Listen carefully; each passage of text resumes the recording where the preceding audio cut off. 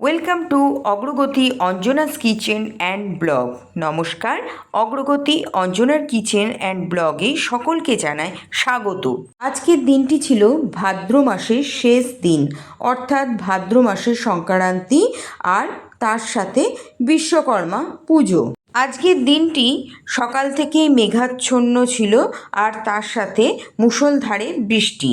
আজকে আমি এই ভাদ্র মাসের বিশেষ একটি ফল তাল দিয়ে একটি নতুন ধরনের মিষ্টি রেসিপি তৈরি করেছিলাম। তাল দিয়ে আমি এর আগে তালের বড়া এবং তালের ক্ষীরের রেসিপি আপনাদের সামনে করে দেখিয়েছি। এবারে আমি একটি নতুন ধরনের মিষ্টির রেসিপি নিয়ে চলে আসলাম। এটা সম্পূর্ণ আমার নিজস্ব চিন্তাভাবনা দিয়ে তৈরি এই মিষ্টির রেসিপিটি। আর এই তাল দিয়ে এই নতুন ধরনের মিষ্টির রেসিপিটির নামকরণ করলাম ক্ষীর মাধুরী রেসিপি। আসুন দেখে নেওয়া যাক আমি কিভাবে তৈরি করেছিলাম। তাল দিয়ে এই ক্ষীর মাধুরী রেসিপিটি তৈরি করতে প্রথমে যে জিনিসটা আমি নিয়েছিলাম সেটা হলো তালের পাল্ক। 1 বাটি কোয়ান্টিটিতে তালের পাল্ক নিয়েছিলাম। এর সাথে নিয়েছিলাম 500 গ্রাম ফুল ফ্যাট ক্রিমওয়ালা লিকুইড মিল্ক, আর তার সাথে নিয়েছিলাম 100 গ্রাম খোয়া ক্ষীর আর একটি আমুলের পাউডার মিল্কের প্যাকেট নিয়েছিলাম। আরও একটি জিনিস আমি এর মধ্যে দেওয়ার জন্য নিয়েছিলাম, সেটা হচ্ছে একটি নারিকেল। মিষ্টিটিকে তৈরি করতে আরও কয়েকটি জিনিস নিয়েছিলাম। তার মধ্যে নিয়েছিলাম একটি বড় বাটির 1 বাটি ময়দাটিকে ময়াম দেওয়ার জন্য নিয়েছিলাম এখানে বেশ খানিকটা ঘি, 1 টিস্পুন চিনি আর সামান্য পরিমাণের লবণ, চিনি আর ঘিটাকে দিয়ে বেশ ভালো করে হাত দিয়ে মিশিয়ে নিয়েছিলাম। ভালো করে মিশিয়ে নেবার পর এবার আমি এর ভেতরে সেই তালের পাল্পটির কিছুটা অংশ এই ময়দাটির মধ্যে দিয়েছিলাম। দেখুন, হাতায় করে আমি 1 হাতা 2 হাতা করে তুলে এই তালের পাল্পটি ময়দার মধ্যে মিশিয়ে নিচ্ছিলাম। দেখুন, এবার এই তালের পাল্পটির সাথে ময়দাটিকে আমি হাত দিয়ে কিভাবে মিশিয়ে মেখে নিচ্ছিলাম। ভালো করে মেশানো হয়ে যাবার পর আমি এর ভেতরে কিছুটা জল দিয়ে মেখে নিয়েছিলাম। এবার অপরদিকে গ্যাসের ওভেনে আমি একটি কড়াই বসিয়ে নিয়েছিলাম। তার মধ্যে বাকি তালের পাল্পটি ঢেলে দিয়েছিলাম হাতায় করে। বাকি তালের পাল্পটিকে কড়াইয়ের ভেতরে ঢেলে দেবার পর আমি খুন্তি দিয়ে এই তালের পাল্পটিকে ছড়িয়ে দিয়েছিলাম, মানে একটি রুটির মতন করে ছড়িয়ে পেতে দিয়েছিলাম। তালের পাল্পটিকে এভাবে ছড়িয়ে দেওয়ার কারণ হচ্ছে তালের পাল্পটির ভেতরে যে জলজ পদার্থটা ছিল অথবা রস বলতে পারেন, সেটা যাতে কড়াইয়ের হিটে এসে তাড়াতাড়ি শুকিয়ে যায় এবং বেশ একটু শুকনো খিরি হয়ে আসে। সেই জন্য আমি প্রথমে তালের পাল্পটিকে কড়াইতে নেড়েচেড়ে একটু শুকিয়ে নিয়েছিলাম। এবার একটি নারকোল নিয়েছিলাম, সেই নারকোলটিকে ফাটিয়ে নিয়ে নারকোল মালাটি ফাটানো হয়ে যাবার পর নারকেল মালার ভেতরকার নারকোলটিকে আমি কুড়িয়ে নিয়েছিলাম। পোড়ানো নারকোলটিকে আমি কড়াইতে থাকা তালের পাল্কের মধ্যে মিশিয়ে দিয়েছিলাম। তালের পাল্পটির সাথে নারকোল কোড়াটিকে দিয়ে ভালো করে খানিকক্ষণ নেড়ে চেড়ে সমস্ত নারকোল কোড়ার সাথে তালের পাল্কটা মিশিয়ে নেওয়া হয়ে গেলে নারকোল কোড়ার পুরটির মধ্যে আমি কিছুটা খোয়া ক্ষীর গ্রেট করে প্রথমে দিয়েছিলাম। তারপর মেশানো হয়ে গেলে খোয়া ক্ষীরের সাথে আরও 2 বার গ্রেট করে ওই খোয়া ক্ষীরটিকে ওর ভেতরে দিয়েছিলাম। এবার তাল ও নারকেলের পুরটির মধ্যে আমি 1 ঢাকনি চিনি দিয়েছিলাম। চিনি দেবার পর কড়াইয়ে থাকা নারকেল এবং তালের পাল্পটিকে একই সাথে ভালো করে খুন্তি দিয়ে মিশিয়ে নিয়েছিলাম। আর অপরদিকে যে তালের পাল্কের সাথে ময়দাটিকে মেখে নিয়েছিলাম তার মধ্যে বাকি নারকেল কোড়াটা মিশিয়ে দিয়ে হাত দিয়ে ভালো করে মেখে নিয়েছিলাম। অপরদিকে গ্যাসের ওভেনে সেই 500 গ্রাম লিকুইড মিল্কটিকে কেটে আমি জাল দিতে বসিয়ে দিয়েছিলাম। লিকুইড মিল্কটিকে ভালো করে ঘন করে জাল দিয়ে একটি খিরি দুধে পরিণত করে নিয়েছিলাম। এবার আমি সেই 100 গ্রাম ক্ষীরটাকে দেখুন একটা গ্রেটারের সাহায্যে গ্রেট করে নিচ্ছিলাম। প্রথম ক্ষেপে বেশ খানিকটা গ্রেট করে নেবার পর আমি কড়াইতে থাকা নারকেল ও তালের পুরের মধ্যে ঢেলে দিয়েছিলাম। তারপর আবারও আমি 3 বার 3 খেপে এই খোয়া ক্ষীরটিকে গ্রেট করে কড়াইতে থাকা পুরের ভেতরে ঢেলে দিয়েছিলাম। খোয়া ক্ষীরটিকে কড়াইতে থাকা পুরটির মধ্যে ঢেলে দিয়ে ভালো করে খুন্তির সাহায্যে মিশিয়ে নিচ্ছিলাম। দেখুন, সেই গ্রেট করা দ্বিতীয়বার খোয়া ক্ষীরটিকে আমি কড়াইতে থাকা পুরের সাথে মিশিয়ে নিলাম। খোয়া ক্ষীর দিয়ে মেশানো হয়ে যাবার পর এই পুরটিকে কিন্তু অনবরত খুন্তি দিয়ে নেড়েই যেতে হবে। এবার আমি তৃতীয়বারও কিন্তু এই খোয়া ক্ষীরটিকে দিয়ে দিলাম। তৃতীয়বার খোয়া ক্ষীরটি মেশানোর সময় কিছুটা মিশিয়েছিলাম আর কিছুটা রেখে দিয়েছিলাম সব শেষে দেব বলে। খোয়া ক্ষীরগুলো দেওয়ার পর দেখুন কি সুন্দর একটি আট অবস্থায় পরিণত হয়ে গেছে কড়াইয়ে থাকা এই তালের পুরটি। সব শেষে বাঁচিয়ে রাখা বাকি খোয়া ক্ষীরটিকেও এবার আমি কড়াইয়ের ভেতরে ঢেলে দিলাম। এবার খোয়া ক্ষীরটি দেওয়া হয়ে যাওয়ার পর দেখুন পুরোটাই শুকনো আট হয়ে এসছে এবং কড়াই থেকে কিন্তু ছেড়ে আসছে। আমার কড়াইতে থাকা পুরটি প্রায় তৈরি হয়ে এসেছিল। এবার ফুটতে দেওয়া দুধের থেকে কিছুটা দুধ আমি একটি কাচের বাটিতে ঢেলে নিয়েছিলাম আর ওই গরম দুধটির মধ্যে 1 প্যাকেট পাউডার মিল্কটিকে কেটে আমি ওই গরম দুধটির সাথে মিশিয়ে নিয়েছিলাম।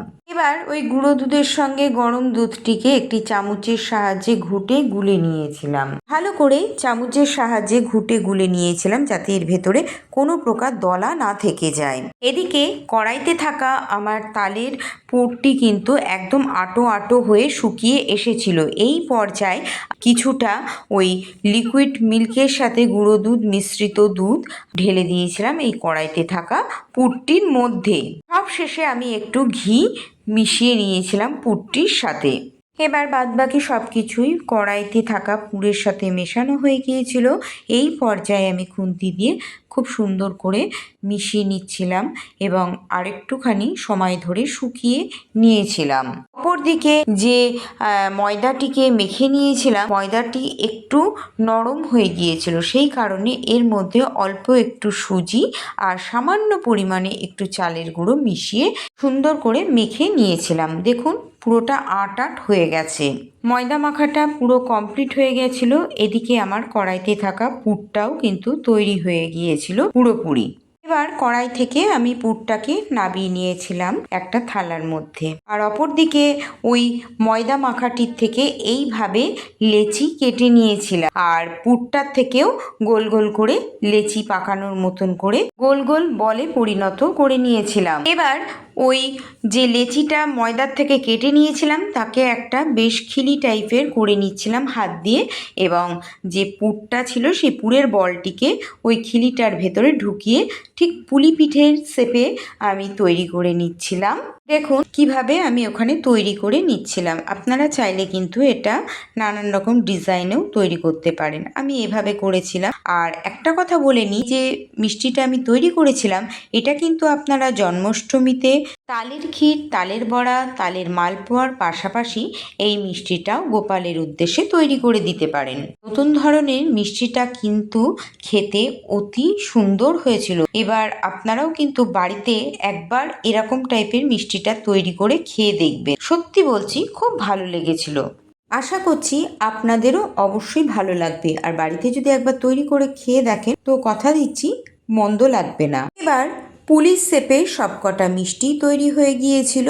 এবার গ্যাসের ওভেনে আবার আমি একটি কড়াই বসিয়ে নিয়েছিলাম। তার মধ্যে কিছুটা পরিমাণ মতন সাদা তেল ঢেলে গরম করতে দিয়েছিলাম। তেল গরম হয়ে এসেছিল। এই পর্যায়ে কিন্তু আমার তৈরি করে রাখা মিষ্টিগুলো গরম তেলের মধ্যে এক এক করে ছেড়ে দিয়েছিলাম। দেখুন প্রথমে একটি মিষ্টিকে আমি গরম তেলের মধ্যে ছেড়ে দিলাম। এক পাশটা একটু লাল রং ধরলে অপর পিঠটাকে উল্টে দিলাম।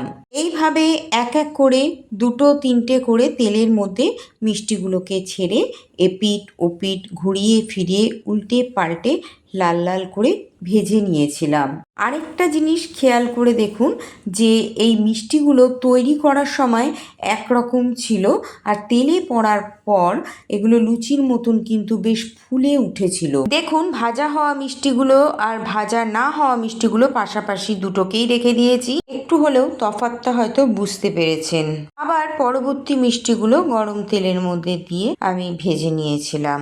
এইভাবে এক এক করে 2 ক্ষেপে সব কটা মিষ্টিগুলোকেই আমি ভেজে তুলে নিয়েছিলাম কড়াইয়ের থেকে।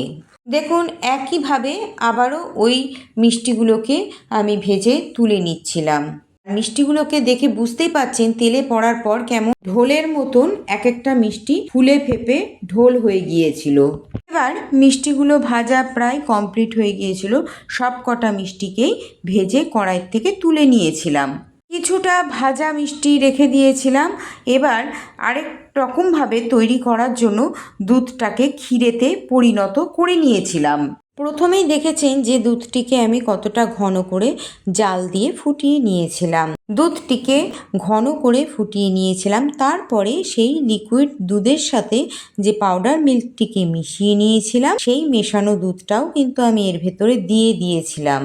মিষ্টিগুলোকে আবারও আমি ঘন দুধের সাথে ভালো করে মিনিট 10-15 মতন ফুটিয়ে নিয়েছিলাম। মিষ্টিগুলোকে 10 থেকে 15 মিনিট ক্ষীর দুধের সাথে ফুটিয়ে নেবার পর একটা খিরি খিরি কনসিস্টেন্সিতে পরিণত হয়ে গিয়েছিল। সেই পর্যায়ে মিষ্টিগুলোকে আমি গ্যাসের ওভেন থেকে নামিয়ে নিয়েছিলাম।